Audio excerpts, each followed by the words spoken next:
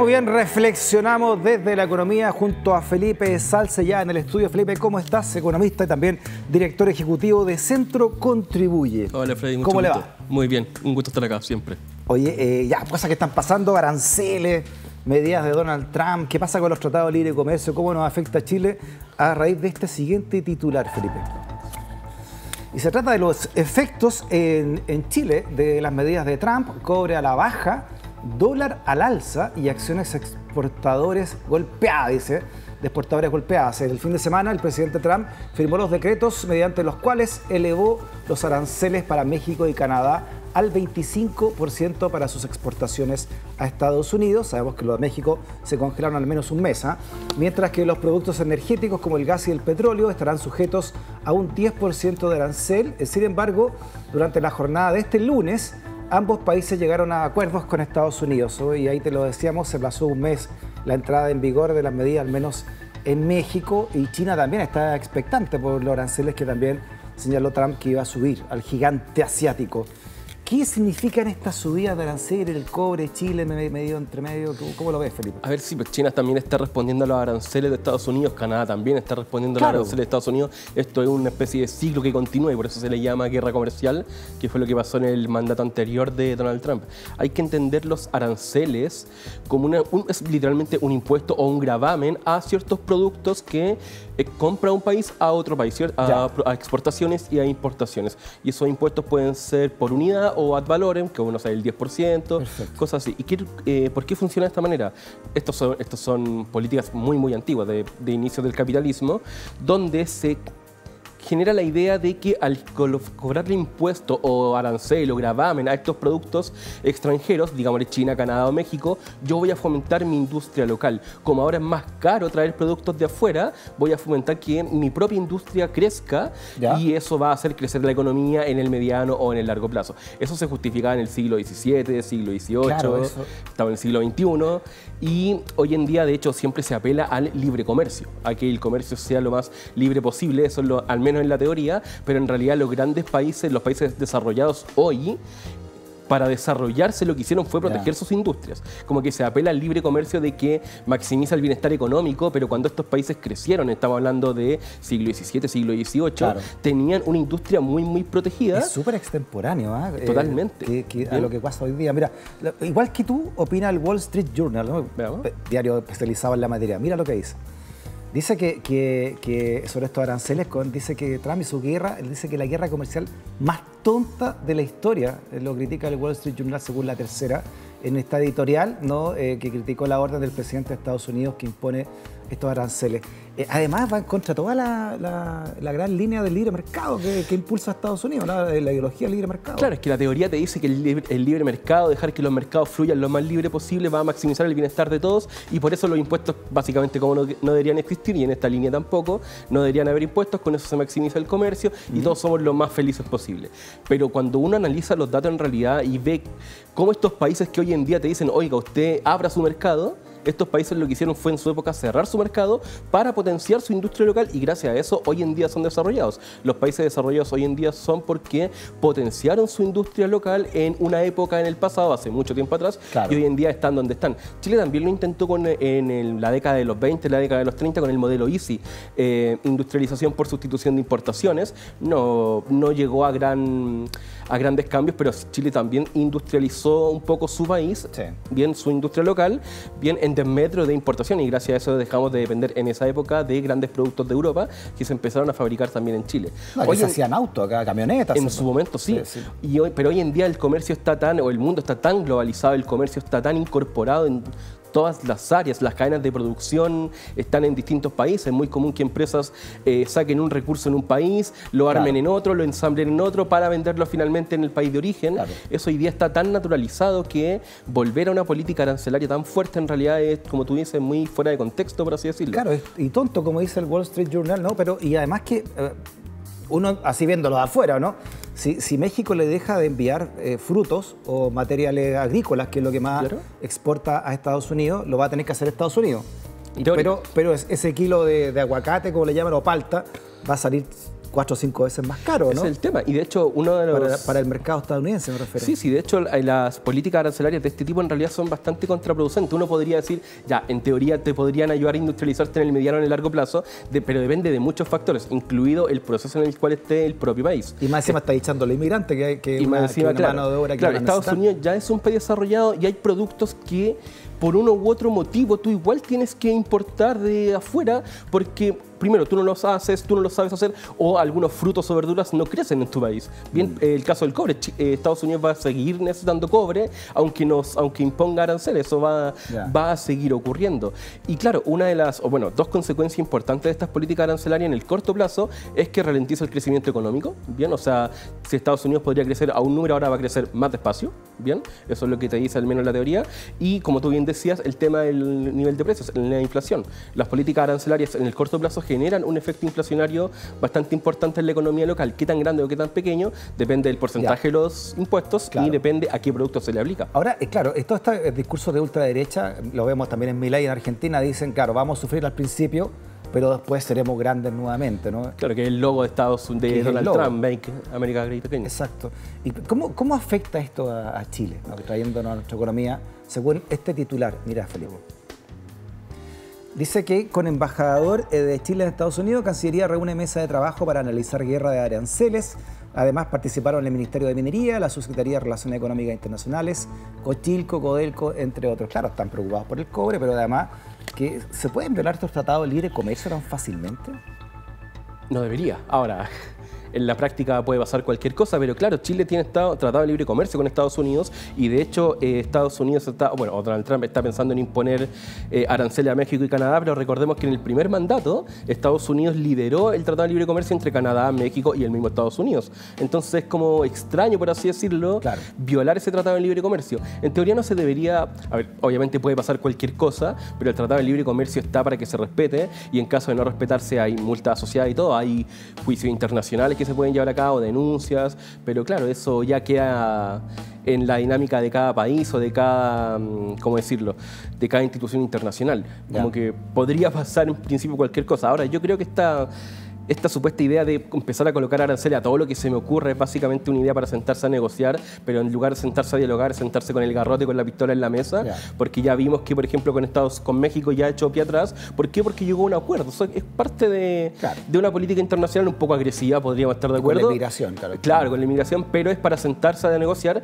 y decir que si no se cumple lo que yo digo, va a pasar esto, entonces llegamos a un acuerdo y al final todo queda en nada. Con el caso de China yo creo que es un poquito distinto porque con China ya hubo una guerra comercial en el mandato anterior y eso podría repetirse de nuevo. Y además son las fuerzas equiparadas, además. Totalmente. Donald Trump no creo que tenga grandes intereses en México o en Latinoamérica ni en Chile ni hablar, si es que conoce dónde estamos. Claro, con el tema del cobre podríamos... Disculpa, él lo dijo. Latinoamérica no me interesa, ¿no? Literalmente. No creo que haya sorprendido mucho, o sea... Y creo que también refleja gran parte de lo que piensa el mundo desarrollado de Latinoamérica. O sea, si tú hablas con cualquier extranjero de Europa o Estados Unidos te preguntas por Chile, no se sabe mucho. ¿Qué pasaría con el caso del cobre y en el caso chileno en particular? Claro, uno pensaría que nos vamos a ver afectados por el lado del cobre principalmente, que es el principal producto exportado chileno, pero hay que recordar algo, nuestro principal socio comercial no es Estados Unidos, es China. Bien, y claro, Estados Unidos es el segundo, estamos de acuerdo, pero es el segundo por bastante lejos. 35 China y % más o menos. 40% China, 40% más o menos, China. Y Estados Unidos entre el 15 y el 16% aproximadamente. Y esa gran parte, y de ese 16%, 15%, gran parte es cobre, ¿ok? Y eso se podría ver afectado, en teoría se va a ver afectado si es que se impone un gravamen a esto, pero no debiese ser en demasía. ¿Por qué? Porque el cobre, por su utilidad, por así decirlo, es extremadamente necesario para una cadena productiva muy amplia o para una gran matriz productiva. Entonces, lo que hablábamos, Estados Unidos va a seguir necesitando cobre, aunque le coloque arancel, y Estados Unidos no se va a poner a extraer cobre en su propia economía, sino que lo va a seguir comprando y lo va a seguir comprando a Chile. No se lo va a sacar a Groenlandia. Hay una opción, claro, es otra opción un poco más agresiva. Tú entonces ves esto más como bravatas de Trump, todo el canal de Panamá, lo pasó en Colombia, lo que pasa con Groenlandia, lo que pasa en general lo veo como a sentarse a negociar México, con un garrote. Con el caso de China sí lo veo un poquito más a la par, más posible, porque es la idea de superar a China y que Estados Unidos vuelva a ser la gran potencia económica que hoy en día, o que era en su época. Volvamos a nosotros sí que nos importa Chile. A nosotros sí. Y hubo una buena noticia con el IMASEC, con el crecimiento de diciembre. Sí, ¿Se esperaba más de 6% de crecimiento? Para nada. Hace un mes de diciembre. Hace un mes se esperaba un 2,7%. La semana pasada, cuando salen las cifras sectoriales, se esperaba máximo un 4,4% y terminó en un 6,6%. No veamos el titular, mira, que impresionó a todos. Yo creo que hasta el gobierno se impresionó con este fuerte crecimiento de diciembre, que sorprende, dice el diario financiero, y que empujó a la economía este 6,6% a un también inesperado 2,5% de todo el 2024, cuando muchos economistas algunos daban un 1% por el 2021, los máximos, al menos del sector de oposición, decían vamos a crecer un 2% básicamente, ¿no? Y señala acá que 2 días hábiles adicionales y el dinamismo puntual de la minería y la fruticultura se tradujeron en esta alza de 6,6% del último mes del año, y cada vez se percibe menos espacio para que el Banco Central siga con su senda de baja de tasas. Veamos lo que dijo el ministro y me explica esto de las bajas de tasas. Mira. Bueno, con esto constatamos que la economía chilena durante el 2024 entró en una senda de expansión. Recordemos que hubo momentos en los cuales hubo muchas dudas, acordémonos cuando se hablaba del crecimiento cero, a propósito de un dato puntual en septiembre. Bueno, no es un crecimiento de 0, no es un crecimiento de 1, no es un crecimiento de 2, es un crecimiento de 2,5%. Estos son anticipos de las cuentas nacionales trimestrales, eso lo vamos a tener a mediados de marzo, y es posible que todavía tengamos alguna mejora adicional una vez que se haga esa revisión de cuentas nacionales. Este punto de prensa lo hizo el lunes, ¿no? En la estación Mapocho, hablando de estas cifras buenas. ¿Qué es lo más importante aquí, como decía la nota del diario financiero, es qué pasa con los intereses, las tasas, la alza del Banco Central, en fin, ¿no? Claro, ¿qué es lo que pasa? A ver, bueno, al haber tenido un mes tan bueno, Diario Financiero explicaba un poquito que tenía que ver con el efecto calendario, porque teníamos 2 días hábiles adicionales, pero en realidad el IMASEC de diciembre fue 6,6% y el efecto calendario explica solamente 2 puntos porcentuales, un poquito menos, es un tercio. O sea, hubo 2 tercios que fueron explicados por el dinamismo propio de la economía. El efecto calendario tiene que ver, pero solamente una parte. A ver, ¿cómo se relaciona esto con la bajada de tasas de interés del Banco Central? Y con eso conlleva todas las tasas de créditos de consumo, créditos hipotecarios que las personas comunes y corrientes usamos. ¿Qué ocurre? Cuando la economía, digamos, está muy activa, como en el diciembre, con una cifra muy alta y sobre todo sorprendentemente alta, eso tiende a generar presión inflacionaria, es decir, el riesgo de inflación aumenta. El dato de inflación de diciembre nosotros ya lo conocemos y de hecho la inflación en 2024 igual terminó por sobre lo esperado y ahora nos explicamos por qué, porque claro, en diciembre hubo un gran dinamismo de la economía. Al tener una presión inflacionaria que no esperábamos, es menos posible que el Banco Central baje las tasas. ¿Por qué? Porque va a querer seguir manteniendo esa inflación a raya. ¿Cómo mantenemos esa inflación a raya? Manteniendo la tasa de política monetaria en el nivel que está o incluso aumentarla, pero es muy difícil que vuelva a aumentar. Lo más probable es que se mantenga como está, bien en 5 puntos y con eso intentar aliviar la presión inflacionaria, cosa que no se vuelva a escapar de las manos. O sea, los préstamos hipotecarios van a seguir caros. Van a seguir en el nivel que están por el momento, sí, aproximadamente. Créditos hipotecarios, créditos de consumo, todas esas tasas no van a seguir bajando en el largo plazo, pero la cuña hace referencia al corto plazo en la reunión de marzo, que lo más probable es que siga en su nivel estándar. Después de eso va a continuar bajando, en abril seguramente va a seguir bajando, pero lento. Te voy a hacer una pregunta que le carga a los economistas. ¿Esto es puntual de diciembre o tú crees que sea este salto de 6,6, que es mucho, para lo que veníamos viviendo, se podría mantener al menos el primer semestre de este año? No tengo problema con la pregunta. A ver, que sea 6,6, eso sí es un dato puntual muy puntual, bien extremadamente poco común, bien como bien se decía, es el mayor dato mensual en 3 años. No habíamos tenido una cifra similar en 2022, pero eso es cuando veníamos de vuelta de una economía sobrecalentada. Dejando de lado todo lo que fue la pandemia y pospandemia, es el dato más alto desde el 2018. Entonces, en realidad es un dato muy poco habitual, difícil que se repita. Es más, y si se mantiene en un nivel del 6,6 o del 6% en el mediano plazo o en el largo plazo, te aseguro que la inflación va a volver a subir y las tasas hipotecarias, las tasas de los créditos en general, van a tener que volver a subir para controlar esa inflación inflación. Mantener un nivel de 6% con la economía que tenemos actualmente tampoco es positivo porque vamos a generar presiones inflacionarias. No hay cómo buscar el gusto aquí, ¿eh?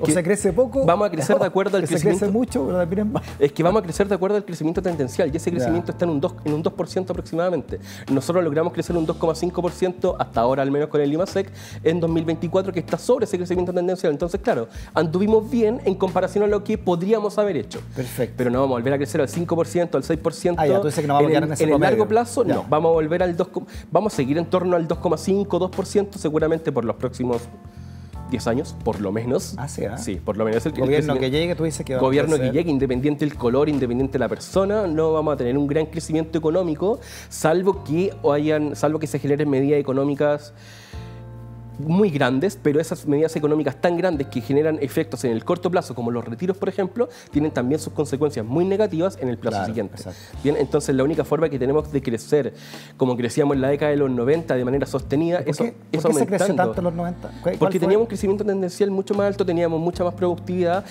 y además, bueno, estaba el boom del cobre en su momento, que eso fue en la década siguiente, cosa que nuestro crecimiento depende, nuestro crecimiento y nuestro ciclo económico depende mucho de las exportaciones. Y depende, ni siquiera de las exportaciones, depende de las materias primas. Pregunta del ego. Del cobre. ¿Por qué se creció tanto en los 90 y no se imita lo que pasó ahí ahora? Porque teníamos una economía que venía de, saliendo de la dictadura, entonces había mucho espacio para crecer por muchas cosas que no se hicieron en esa década. Bien, política social, aumento de salario mínimo, aumento de salarios promedio, políticas de empleo, políticas de gasto público, que impulsan el crecimiento económico. El crecimiento económico en los 90 se había impulsado principalmente por todo un cambio de régimen o de sistema político en general. Bien, y ese gran crecimiento en los 90, que además en realidad estaba acompañado de un crecimiento económico mundial bastante grande, fue luego acompañado por políticas exportadoras, por el ciclo del cobre. Bien, nuestro ciclo económico depende mucho del ciclo del cobre. Si tú ves el ciclo económico de Chile y de Perú, más allá de que los números son distintos, es muy, muy similar. Nuestro ciclo, dado la forma que está hecha nuestra economía, tristemente depende extremadamente del cobre y estamos tristemente atados a eso. ¿Qué sería de Chile sin el cobre hoy con esta malla productiva? No, nada. Nada. No, o sea, si pasara lo que pasó, por ejemplo, con el salitre en su época, bien que alguien genera un sustituto del cobre, Chile le pasaría lo mismo que le pasó en esa época. O sea, el cobre representa la mayor parte de nuestras exportaciones. Tenemos una empresa pública de cobre, muchas empresas privadas de cobre. La mayoría de las inversiones extranjeras en Chile son destinadas a minería.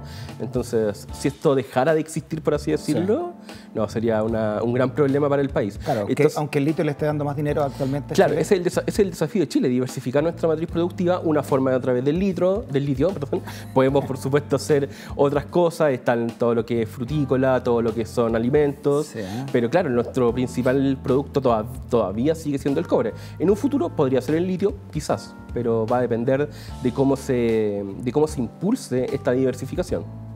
Oye, sí, porque a ver, cerramos con algunos gráficos que trajiste también para que nos expliquemos, pero es interesante la reflexión que nos deja. Me imagino que ya hay grandes economistas pensando en eso, ¿no?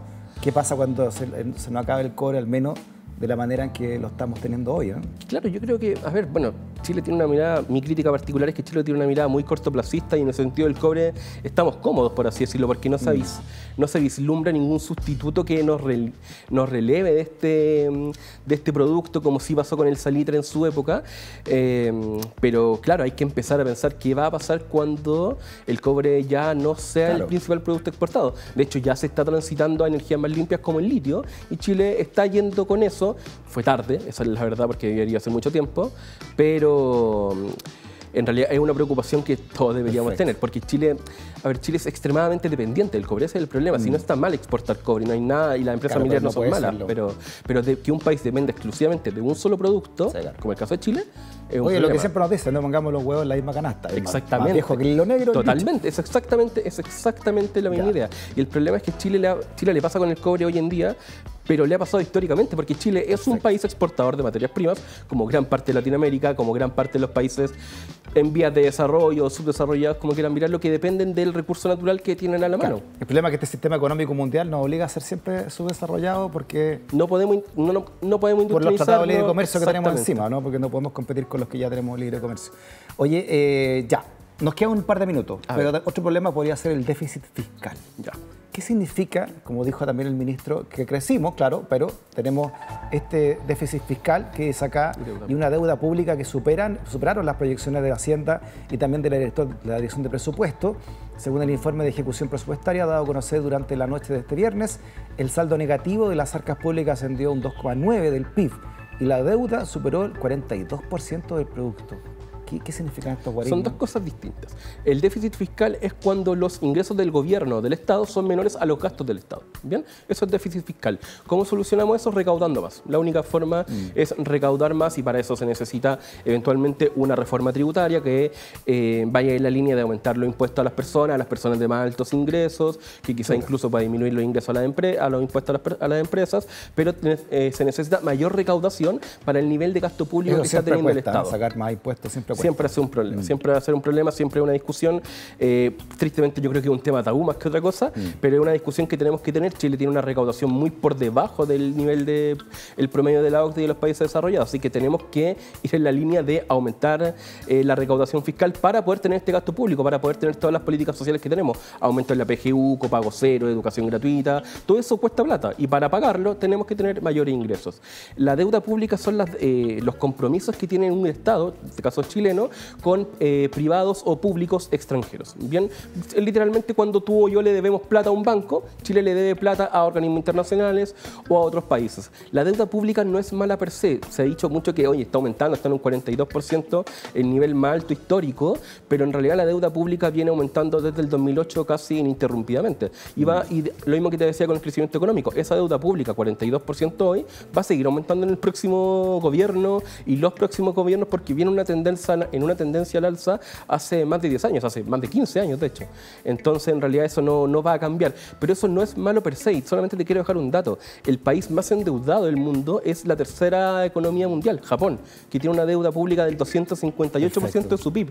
Países como Alemania, Francia, España tienen deudas públicas sobre el 100% de su PIB. Nosotros estamos en el 42% y pareciera que fuera el fin del mundo. En realidad no es así. Perfecto. Si quieres saber más de esto, está tu página, que es de Centro Contribuye. Ahí la estamos viendo. Esta es tu página de Instagram. Sí, bueno, donde no es mía, en realidad soy director ejecutivo, yo soy director ejecutivo de Centro Contribuye. Bien, y ahí estamos trabajando todos estos temas, justamente esta idea de aumentar la recaudación para poder cumplir con el gasto fiscal y todos los compromisos que el Estado tiene con los ciudadanos, nosotros. Felipe, en nombre del equipo, muchas gracias por irnos a entregar esta información, ¿no? Que también nos hace reflexionar también desde la economía. Cuando quieran. Hasta la próxima semana, Felipe. Buenas vacaciones, no sé qué pasa. Vacaciones. Ya, buenas vacaciones, entonces nos vemos a la vuelta. Nos vemos. También gracias por la sintonía y por ser parte de esta comunidad del pensamiento. Nosotros sí nos encontramos mañana desde el Living Ciudadano de Vía X. Hasta la próxima. Chao, chao.